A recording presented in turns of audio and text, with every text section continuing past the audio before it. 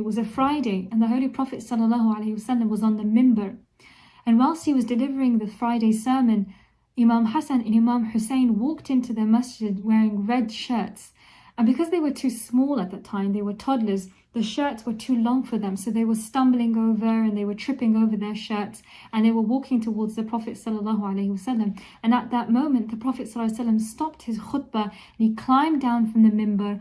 فَحَمَلَهُمَا فَوَضَعَهُمَا بَيْنَ يَدَيْهِ. And the Prophet ﷺ picked them both up into his hands and he put them in front of them.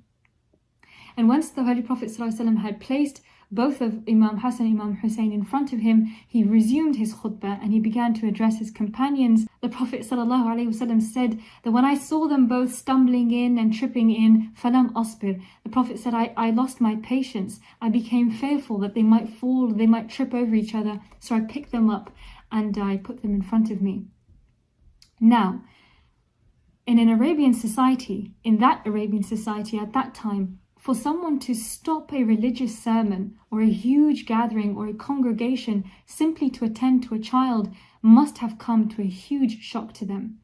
But the Prophet ﷺ was educating his community, and he used every method that he possibly could so that it looked natural for his believers. So it didn't look as if the Holy Prophet ﷺ was criticizing his believers. Instead, he would use himself as an example, even if it broke tradition and even if it was against common custom.